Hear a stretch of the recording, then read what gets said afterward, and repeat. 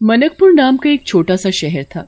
उसी शहर में सजनी नाम की बर्तन बेचने वाली रहती थी। सजनी बहुत ही सुंदर और चंचल स्वभाव की लड़की थी, इसीलिए हर कोई उसी से बर्तन खरीदना पसंद करता था। एक बार की बात है, सजनी रोज की तरह अपना बर्तनों से भरा टोकरा अपने सिर पर रखकर बेचने के लिए ले जाती है और जोर जोर से आवाज लगाती है, ले लो रे बर्तन ले लो। अरे सुंदर सुंदर प्यारे प्यारे सजनी के बर्तन सबसे न्यारे, ले लो रे बर्तन ले लो। अरे सुंदर सुंदर प्यारे प्यारे सजनी के बर्तन सबसे न्यारे। तभी सजनी की आवाज सुनकर शीला बहन आती है और सजनी से बोलती है, अरे ओरी सजनी, क्या बात है, आज बहुत दिनों में नजर आई हो, और जरा दिखाओ तो इस बार क्या नया बर्तन लाई हो। अरे शीला बहन, आपके लिए तो एक से एक मस्त बर्तन है, ये देखो पतीला, क्यों है ना आपकी तरह ही गोल मटोल प्यारा प्यारा। हाँ, बातें बनाने में तो सजनी एक नंबर है। चल ला दे ये पतीला मुझे, और ये पकड़ अपने पैसे। फिर सजनी शीला बहन को पतीला बेच देती है और अपना बर्तनों का टोकरा उठाकर आगे चल देती है। अरे रे, मैं कैसे भूल गई कि संजना मेम साहब के घर भी मुझे बर्तन देने थे।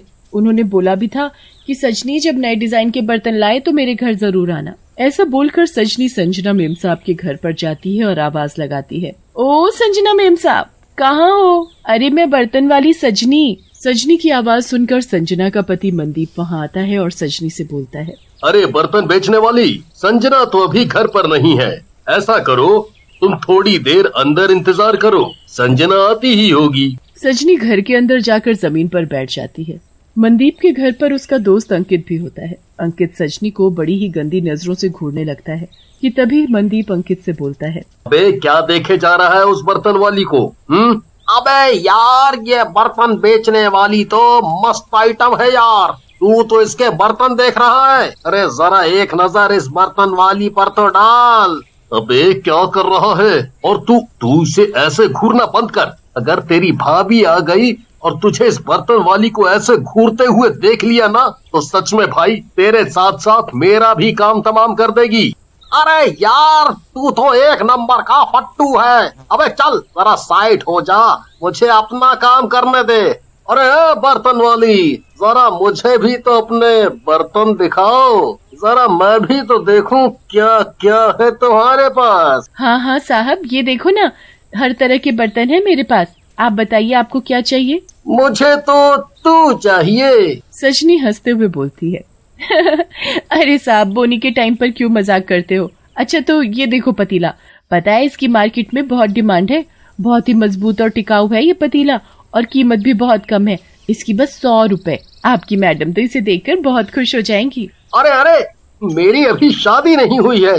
अच्छा तो चलो ये पतीला ही दे दो, और इसके मैं तुम्हें 100 नहीं पूरे 200 रुपए दूंगा। सजनी बहुत खुश हो जाती है और मनदीप से बोलती है, अरे साहब, लगता है मेम साहब को आने में देर लगेगी, अभी मैं चलती हूँ, और भी घरों में बर्तन बेचने हैं, मैं कल आऊंगी।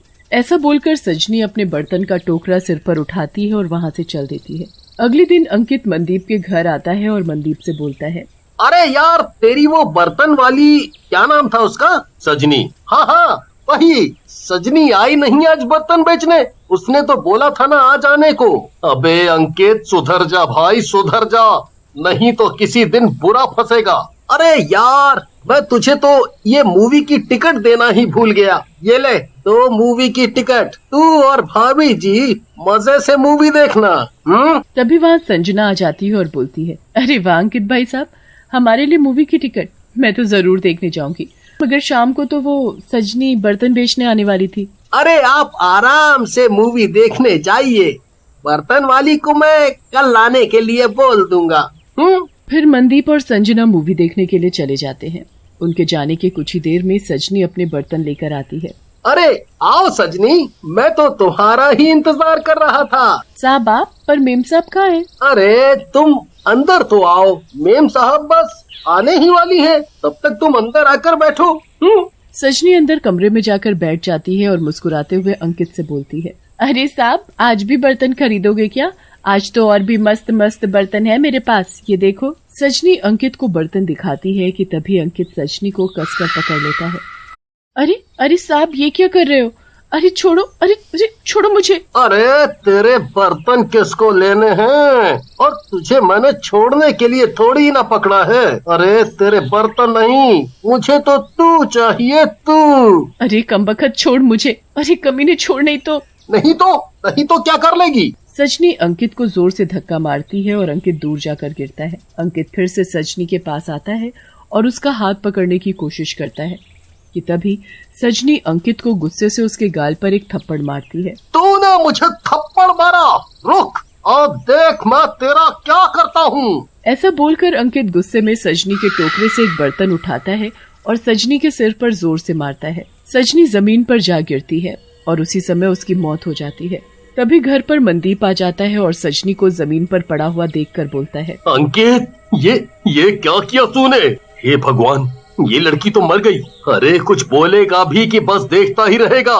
यार भाभी कहाँ है। उसे मार्केट से कुछ सामान खरीदना था, इसलिए वो मार्केट चली गई और मैं घर आ गया, पर वो कुछ ही देर में यहाँ आती ही होगी। हे भगवान, अब क्या होगा। अबे सच में मनदीप, तू एक नंबर का फट्टू है। कुछ नहीं होगा, अभी के आने से पहले हम इसे ठिकाने लगा देंगे, समझा। फिर अंकित और मनदीप सजनी को एक चादर में लपेटकर अपनी कार में रख लेते हैं और आगे जाकर सजनी की लाश को गंदे नाले में फेंक देते हैं। कुछ ही देर में सजनी एक चुड़ैल बन जाती है और बोलती है, मैंने इन सब को इतना अच्छा समझा और इन्होंने मेरे साथ इतना बुरा किया, मैं छोड़ूंगी नहीं इसे। इसका तो वो हाल करूंगी कि इसे अपने सपने में भी कभी नहीं सोचा होगा। फिर चुड़ैल अपने सजनी के रूप में आ जाती है और अगले दिन फिर से अपने बर्तनों का टोकरा अपने सिर पर रखकर संजना के घर जाती है।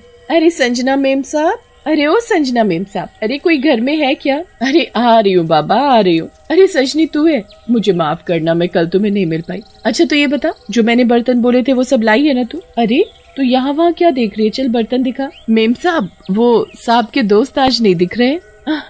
तुम अंकित भाई साहब की बात कर रही हो क्या। अरे वो तो तेरे साहब के साथ ड्यूटी गए हैं, पर तुम उनके बारे में क्यों पूछ रही हो। वो क्या है ना मेम साहब, वो जो अंकित साहब है ना, उनसे जरा हिसाब किताब करना था, बस इसीलिए आपसे पूछा। फिर तो तुम कल शाम को आ जाना, तुम्हें अंकित भाई साहब मिल जाएंगे। फिर सजनी संजना मेम साहब को बर्तन दिखाती है और संजना को काफी सारे बर्तन बहुत पसंद आते हैं। वो सजनी से उसके सभी बर्तन खरीद लेती है। शाम को जब मनदीप घर आता है तो घर में नए बर्तन रखे देख संजना से बोलता है, अरे संजना, ये इतने सारे नए बर्तन। हाँ वो सजनी आई थी, उसी से मैंने ये सारे बर्तन खरीदे हैं। और हाँ वो कल शाम को फिर से आएगी अंकित से अपना हिसाब किताब करने, इसलिए आप उन्हें बता देना। क्या कहा तुमने। अरे सजनी का नाम सुनते ही तुम्हारी जबान क्यों लड़खड़ाने लगी। मनदीप मन ही मन सोचता है, हे भगवान, ये कैसे हो सकता है। सजनी यहाँ कैसे आ सकती है। अब तो कल ही असलियत का पता चलेगा। फिर अगले दिन मनदीप अंकित को अपने घर लेकर आता है। तभी सजनी भी आ जाती है और बोलती है, अरे क्या हुआ अंकित साहब, मुझे देखकर आपके पसीने क्यों छूटने लगे और आज बर्तन नहीं खरीदोगे मुझसे। ये कैसे हो सकता है। अरे तुम सजनी नहीं हो सकती। अरे ये क्या बोल रहे हो अंकित, ये सजनी ही है। अंकित घबराते हुए बोलता है, नहीं, ये सजनी नहीं है, क्योंकि उसे तो मैंने अपने हाथों से मार डाला था। फिर ये कैसे जिंदा हो सकती है। तभी सजनी अपने चुड़ैल के रूप में आ जाती है और अंकित का गला पकड़कर जोर जोर से हंसने लगती है।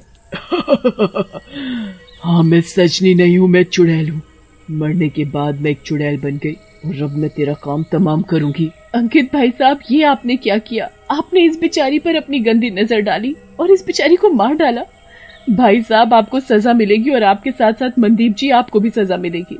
पर तुम्हें ये सब कैसे पता। कल जब सजनी बर्तन बेचने आई थी तब मैंने उसके उल्टे पैर देख लिए थे और फिर सजनी से पूछने पर उसने मुझे सब बता दिया। अरे मर गया रे। अरे मनदीप, तू कैसा दोस्त है। अरे कोई तो मुझे इस चुड़ैल से बचाओ। तूने मुझे पकड़ा था ना, अब मेरी बारी है। अरे तेरे तो मैं टुकड़े टुकड़े करके नाले में फेंकूंगी। अरे रे, ये मुझसे क्या हो गया। अरे माफी दे दो चुड़ैल जी, मैं अपने कान पकड़ता हूँ और आज के बाद कभी किसी पर गंदी नजर नहीं डालूंगा। प्लीज मुझे माफ कर दो, प्लीज मुझे माफ कर दो। पर चुड़ैल अंकित की एक भी बात नहीं सुनती और अपने पैने पैने नाखूनों से अंकित के टुकड़े टुकड़े कर देती है। संजना भी मनदीप को पुलिस के हवाले कर देती है। अब जाकर मेरी आत्मा को शांति मिली है। ऐसा बोलकर चुड़ैल वहाँ से गायब हो जाती है।